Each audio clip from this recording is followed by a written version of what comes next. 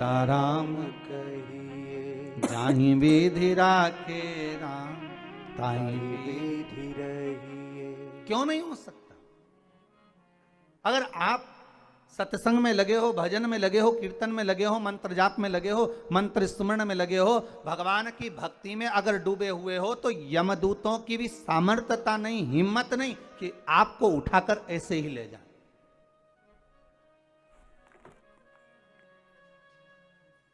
यमदूतों की भी सामर्थ्यता नहीं कि वो आपको उठाकर ले जाएं।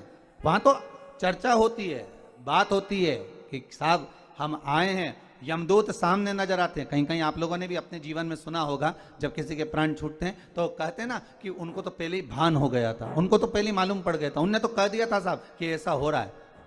कई बार हम कहते हैं, हमारी सहज भाषा में आप लोगों ने भी अपने जीवन में सुना होगा कि वो ऐसा बोल गया, वो ऐसा कर गया, उसको तो मालूम पड़ गया था, उसकी तो सूचना मिल गई थी, अंतिम समय क्या है उसको मालूम पड़ गया। पर महाराज आज रांति देव के साथ वही हुआ। रांति देव ने पूछ लिया, कौन हो? यमदूत। लेने आए हो? हाँ। चलना पड़ेगा। बिल्कुल चलता हूं। कहां लेकर जाओगे? नरक। हो रांति देव करे, मैंने इतना दान करा, पुण्य करा, सत्कर्म करा, धर्म चर्चा करी, भगवत नाम लिया, जगत में मैंने सारा दान पुण्य धर्म सब कुछ करा, और तुम कह रहे हो कि मुझे नरक लेकर जाओगे? ये कहां का तरीका है? ये कौन सा तरीका है? कार्तिक महीने की यही चतुर्दशी कृष्ण पक्ष की थी, जिस दिन रांति देव यमदूतों से बात कर रहे हैं और कह रहे हैं तुम मुझे नरक लेकर जाओगे। मैंने पाप कौन सा करा है? भाई व्यक्ति अगर कोई पाप कर्म करे, व्यक्ति अगर कोई गलत कर्म करे तो कहा जाए कि इसने पाप कर्म करा है तो इसको नरक भेज दिया जाए। पर मैंने पाप कौन सा करा है जो मुझे नरक भेज रहे हो? तो कहा महाराज जी आपने 2 पाप करे। कौन कौन से? तो कहा पहला पाप ये कि दरवाजे पर गाय आई, गौ माता आई, दरवाजे पर खड़ी रही, इंतजार करती रही, और आपने गौ माता को भोजन नहीं दिया, भूखी चली गई। और दूसरा पाप आपने करा, दरवाजे पर ब्राह्मण आया और आप उसको अन्न भाग ग्रहण नहीं करवा सके, आप उसको भोजन नहीं करा सके। अब रांति देव ने पूछा ये हुआ कब था, ये तो बताओ पहले। अच्छा, सब जगह की फाइलें गायब हो सकती है, सारी फाइलें मिटाई जा सकती है, पर उस परमात्मा के द्वार पर जो फाइल लिखी जाती है उसे कोई मिटा नहीं सकता। मत बुरे कर्म कर बंदे वरना पछताएगा, भगवान की आंखों से तू बच नहीं पाएगा, तू बच नहीं पाएगा। उसको पहचान नहीं सकते। सारी फाइलें मिटाई जा सकती हैं, हर फाइल को छुपाया जा सकता है, हमारा लिखा हुआ हम उसको मिटा सकते हैं, पर परमात्मा की फाइल में एक बार अगर नाम चढ़ गया, कौन सी तारीख, कौन तिथि, कौन पल, कौन घड़ी, कौन क्षण आपने क्या कर्म करा है, वो परमात्मा की खाते में लिखा हुआ है। मेरे भोले के दरबार में सब लोगों का खाता, और किसी को कोड़ी कम नहीं देता, किसी को दमड़ी ज्यादा। सारी फाइलें उसके पास, चाहे हमारी हो चाहे आपकी हो। रांति देव की अगर फाइल उनके पास में है तो कहा मैंने करा कब था, बता दिया। यमदूतों ने ये फाइल पढ़ लीजिए, चित्रगुप्त महाराज को बुलाया, बता दीजिए महाराज, बता दिया। एक दिन ब्राह्मण आया था, निवेदन करा, तो रांति देव कह रहे हैं ब्राह्मण को मैंने सिंहासन।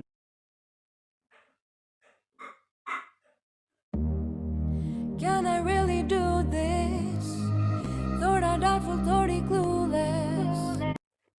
तो रांति देव कह रहे हैं ब्राह्मण को मैंने सिंहासन दिया, ब्राह्मण को मैंने बैठने का सिंहासन दिया है।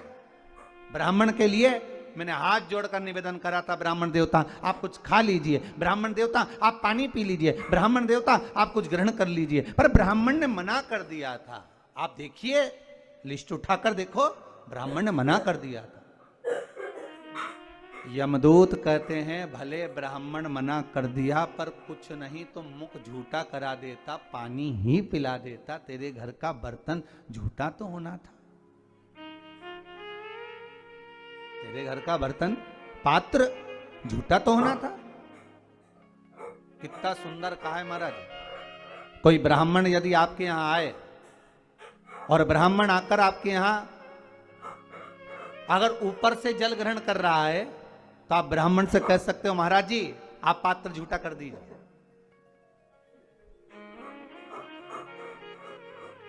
कोई ब्राह्मण आकर आपके यहां आया और वो ऊपर से जल भाग ग्रहण कर रहा है, वो हथेली में भाग लेकर, लाओ सब प्रसाद दे दो हथेली में, हथेली में भाग लेकर ब्राह्मण ग्रहण कर रहा है, तो उसको यजमान को चाहिए कि वो ब्राह्मण देवता से कहे कि ब्राह्मण देवता पात्र झूठा कर दीजिए, पात्र झूठा कर दीजिए, ये प्लेट झूठी कर दीजिए, ये पात्र झूठा कर दीजिए। क्यों? शास्त्र कहता है जितनी देर तक ब्राह्मण का झूठा पात्र घर में रखा रहता है, जितनी देर रखा रहता है उतनी देर घर से क्लेश को मिटा देता है। महाराज क्यों कहते हैं कि ब्राह्मण का मुख झूठा कराओ? अर्थात घर का पात्र भी झूठा होगा, वो रखा रहेगा, फिर घर की कोई बहू, घर की कोई माँ उस पात्र को लेकर जाती है, जब धोती है, साफ करती है, महाराज उसने अपनी जिंदगी में जितना पाप कर्म करा होता है, मात्र ब्राह्मण के पात्र का, उस पात्र को धो लेने पर भी उसके ना जाने कितने पाप नष्ट हो, कितने पाप। अब झूठा कर लीजिए। मैंने कहा ब्राह्मण देव को, रंती देव करे, मैं बार बार निवेदन कर रहा हूं, ब्राह्मण देवता पानी पी लीजिए, ब्राह्मण देवता भोजन ग्रहण कर लीजिए, ब्राह्मण देवता आप कुछ खा लीजिए, पर ब्राह्मण ने नहीं खाया। यमदूत करें, आपको चाहिए था कि आप मुंह झूठा कराते, भले पानी का आचमन ही करा दे। अब देखिए आचमन करा, आप पानी का भले आचमन करा देते पर कराना। एक दूसरा, गाय तुम्हारे दरवाजे पर आई और आपने गौ माता को रोटी नहीं दी, आप गाय को भोजन नहीं दिया। रांति देव हाथ जोड़कर बोले महाराज आप ये गलत कह रहे हैं कि मैंने गाय को रोटी नहीं दी।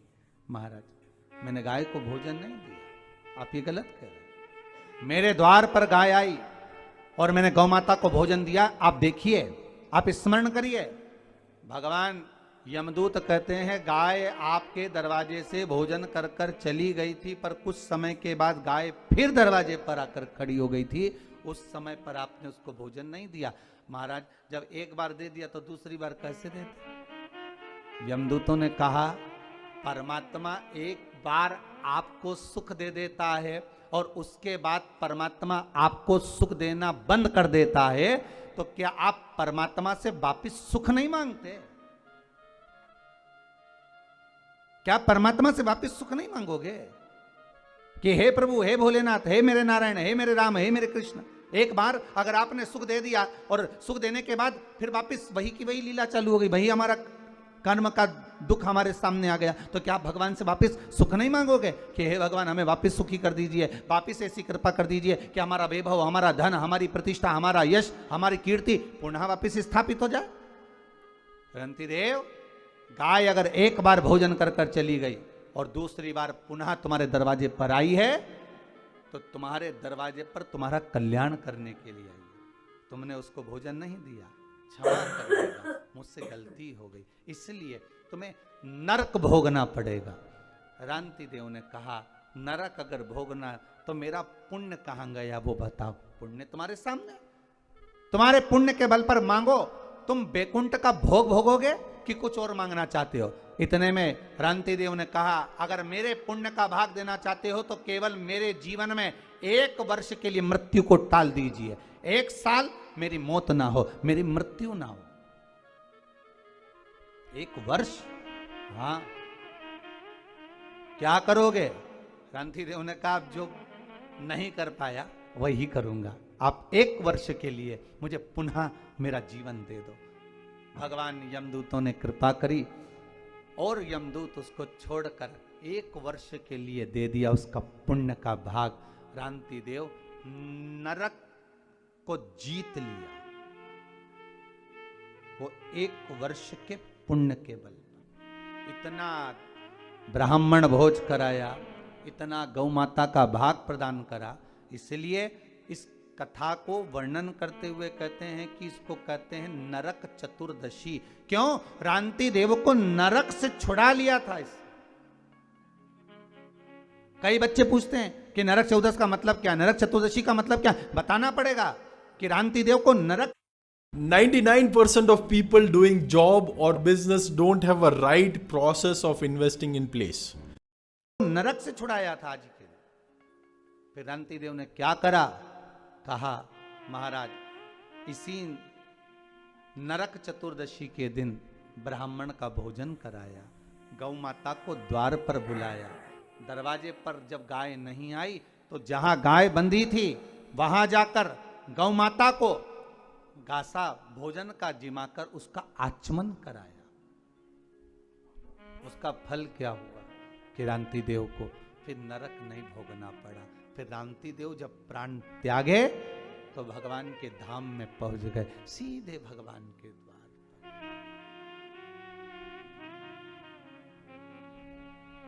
सीधे भगवान के द्वार। और महाराज जब जीवन में परख हो जाए, जीवन में अगर परख हो जाए तो जीवन का सुख ही दूसरा है। इसलिए कहते हैं ना महाराज, ऐसो कोई नहीं रे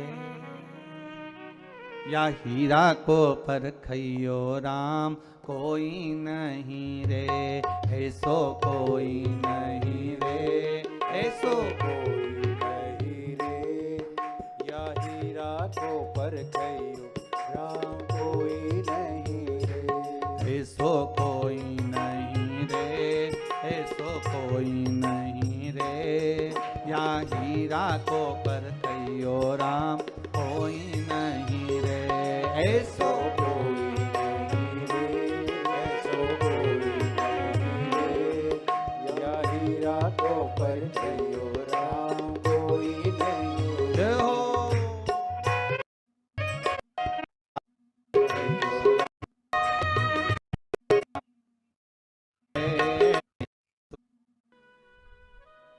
सुंदर चतुर्दशी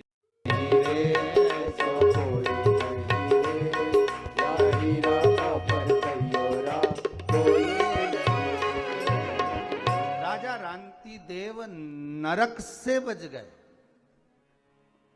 इसलिए कार्तिक महीने की कृष्ण पक्ष की सुंदर चतुर्दशी तिथि को नरक चतुर्दशी कहते हैं महाराज। और दूसरा नाम है महाराज रूप चतुर्दशी। क्या नाम है? रूप चतुर्दशी। बच्चे पूछेंगे मम्मी इस दिन क्या जितने लोग भी रहते हैं सबका रूप चेंज हो जाता है क्या?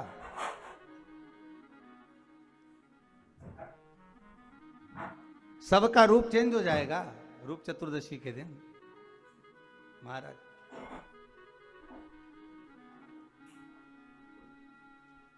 काले काले गोरे हो जाए महाराज, और गोरे गोरे काले तो मालूम पड़े सबका रूप चेंज हो जाएगा क्या? नहीं महाराज। फिर कहेंगे क्रीम की चमक मात्र 15 दिन, 20 दिन, 3 महीना, 4 महीना रहती है, पर अच्छे कर्म की चमक जीवन भर रहती है। मरते तक भी आपका चेहरा चमकता रहेगा अगर कर्म की चमक है। अच्छा कर्म करते महाराज। रूप चतुर्दशी का नाम रूप चतुर्दशी क्यों रखा, क्यों नाम पड़ गया रूप चतुर्दशी? तो कहा कार्तिक महीने की कृष्ण पक्ष की सुंदर ये चतुर्दशी रूप चतुर्दशी इसलिए कहलाई कि एक सुंदर नगर हिरण्यगर्भ नाम का एक नगर है जहां पर एक योगी रहता है। वो अपनी साधना में मस्त है।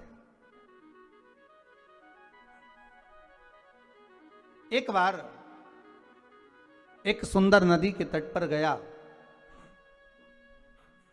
और भगवान का भजन करने के लिए तल्लीन हो गया। अब एक बात बहुत ध्यान से सुनिएगा, इस रूप चतुर्दशी की कथा को, आज की कथा रूप चतुर्दशी की अगर आप सुन रहे हैं तो उसको ध्यान लगाकर सुनना कि वो योगी जब योग करने के लिए गया, साधना करने के लिए गया, तप करने के लिए गया, तो महाराज तपस्या करने, योग करने बैठ तो गया, बैठ गया वो साधना करने के लिए, पर साधना करते करते करते करते जब बहुत समय आ गया, बहुत समय हो गया, सिर पे जूं पड़ गई, शरीर में बारीक बारीक कीड़े पड़ने लगे, उसके वस्त्र में, उसके शरीर पर बारीक बारीक कीड़े पड़ने लगे, मस्तक पर जूं पड़ गई।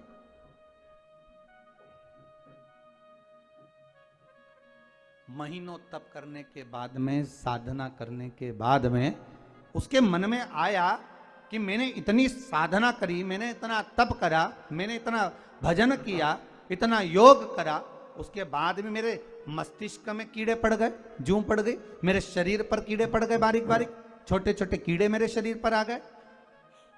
आखिर क्यों? शिव महापुराण की कथा कहती है, जो भगवान के भजन में है, जो भगवान के भजन में लगा रहता है, जो सत्संग में लगा रहता है, जो भगवत कीर्तन में लगा रहता है, जो भगवान की भक्ति में सदा तल्लीन रहता है, उसके शरीर से दुर्गंध नहीं आती, उसके शरीर से बदबू नहीं आती, उसके शरीर से अगर तगर चंदन की खुशबू आती। उठाकर देखिए श्रीमद् भागवत में पूतना का चरित्र। जब तक पूतना भगवान का स्पर्श नहीं करी, भगवान कृष्ण का स्पर्श नहीं करी, तब तक पूतना का शरीर राक्षसी था। उसके शरीर में क्या गंध होगी वो वही जान सकता। पर जब भगवान कृष्ण ने पूतना के स्तनों का पान कर लिया, पूतना के स्तनों का पान करा, दूध का जब पान करा, पूतना के शरीर में स्तनों का जब पान किया है महाराज, तब जब पूतना के शरीर को अग्नि दी गई, पूतना के शरीर को जब अग्नि लगाई गई, तो पूतना के शरीर में से चंदन, अगर, तगर, गूगल आदि की सुंदर सुंदर गंध आ रही थी, सुंदर सुंदर गंध आ रही है। बड़ा ध्यान करा गया कि आखिर ये क्यों?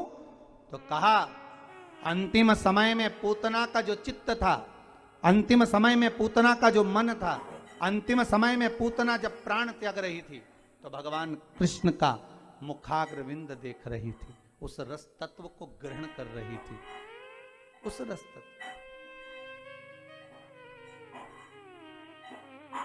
और पूतना के शरीर तो कहा योगी जो योग कर रहा है, साधना कर रहा है, तप कर रहा है, भगवान की भक्ति में डूबा हुआ है, तो इसके मस्तिष्क पर जूं पड़ गई, शरीर में कीड़े पड़ गए, इसको समझ में नहीं आया। मैंने इतने महीने इतना तप करा, साधना करी, और शरीर में इतने ये जुएं पड़ कैसे गए, ये शरीर में कीड़े पड़ कैसे गए? उसकी आंखों में जल भर गया, नैनों से अश्रु बहने लगा, आखिरी में रहा नहीं गया। तब देव ऋषि नारद को याद किया, तब देव ऋषि नारद निकल कर आए और नारद जी ने कह दिया, योगीराज आप कह रहे हो कि कारण क्या बना, शरीर में आखिर ये मस्तक पर जुएं कैसे पड़ गए, शरीर में कीड़े कैसे पड़ गए महाराज, क्या कारण बना है ऐसा? तो महाराज कारण बताया कि आप तन तो साधना में लगा लिए, तप तो तप में लगा लिया, पर मन भगवान में नहीं लगा पाए।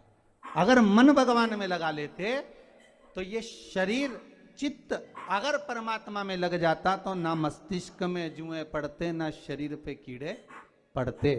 तब क्षमा मांग ली प्रभु, ये अंतरात्मा से मैं भगवान का भजन नहीं कर पाया, मैं भगवान की भक्ति को धारण नहीं कर पाया, इसलिए मेरा शरीर आज कुछ बेकार सा हो गया है। यही कार्तिक महीने की कृष्ण पक्ष की यही चतुर्दशी तिथि, जिस दिन योगी राज ने नारद जी से पूछकर सुंदर उपटन को तैयार कर कर शरीर पर मल कर स्नान किया और स्नान कर कर भगवान नारायण का स्तमन पूजन किया, तब जाकर वो योगी राज वापिस सुंदर काया को प्राप्त करे।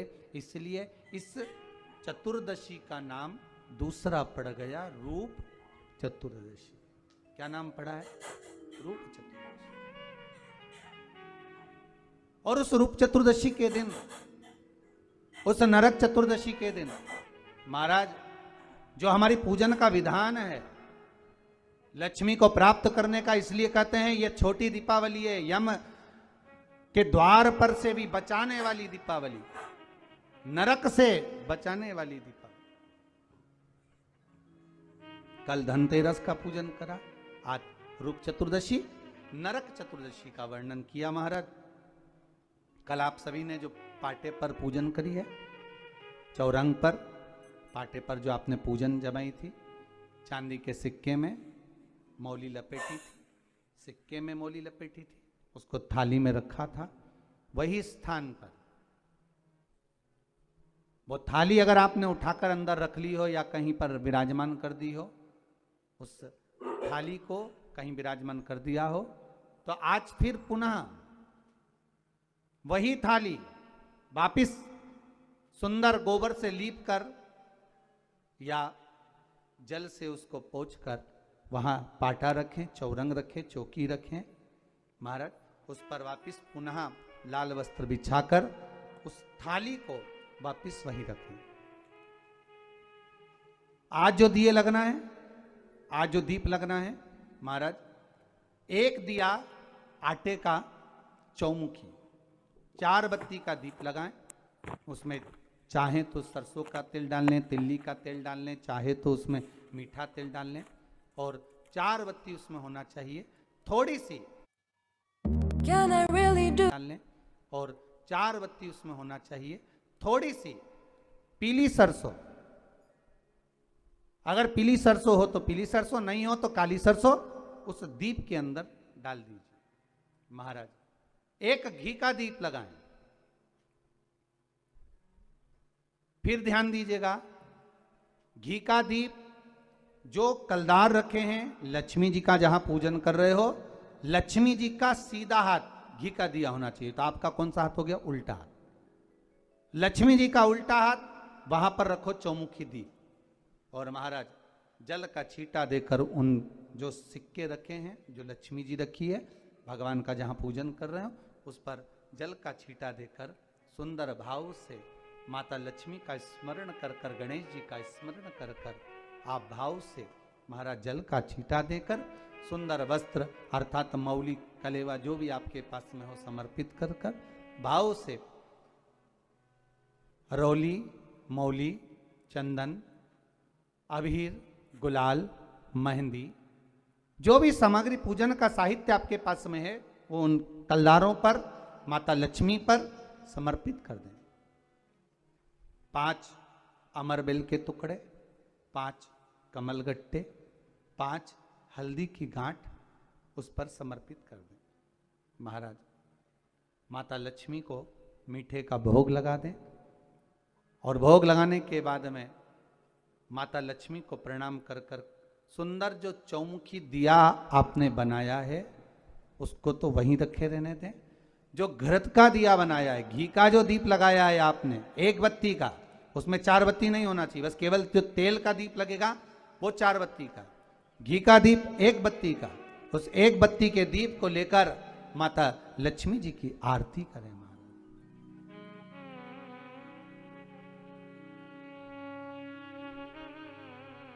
माता लक्ष्मी की आरती करें, और माता लक्ष्मी की आरती कर कर, उनका अनुमोदन कर कर, उनको प्रणाम कर कर, निवेदन कर कर, नमन कर कर जब दीप को रख दें, तब माता लक्ष्मी के सम्मुख में अपनी झोली को पसार कर प्रणाम करें। माता लक्ष्मी से निवेदन करें, हे मां, आप रूप की देने वाली हो, आप नरक के भोग से छुड़ाने वाली हो। हे मां, आज भगवान नारायण के साथ में आप हमारे यहां सदा के लिए विराजमान होइए। अपने इष्ट देव, अपने कुल देव, अपने पितृदेव का स्मरण करें।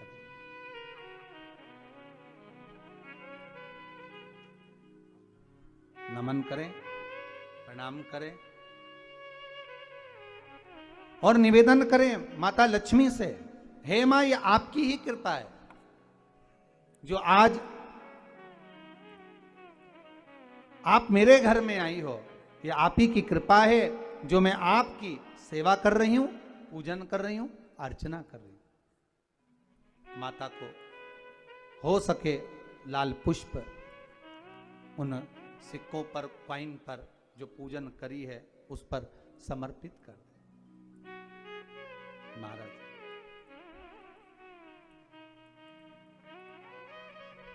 प्रणाम करने के बाद घी का दीप वहीं रखें और जो चौमुखी दिया है, दीप है, उसको उठाएं, पूरे घर में घुमाने के बाद में सारे द्वार खोल दीजिए और सारे घर में घुमाने के बाद में जो मुख्य द्वार है उस मुख्य द्वार के बीचों बीच उस दीप को रख दीजिए। प्रणाम करिए, वापिस आ जाइए।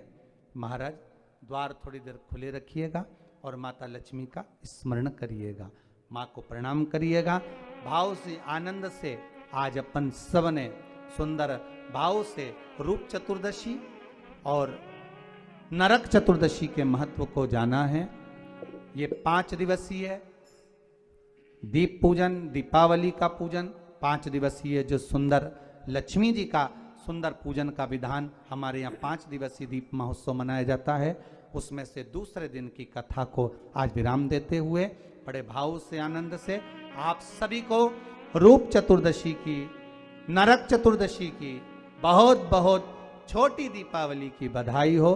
संपूर्ण भारतवासियों को, देश विदेश में विराजमान सभी श्रोता भाई बहनों को बहुत बहुत साधुवाद करते हुए आप सभी को छोटी दीपावली की बहुत बहुत बधाई। सभी को कल कथा के क्रम में दीपावली के पूजन को महत्व को जानेंगे।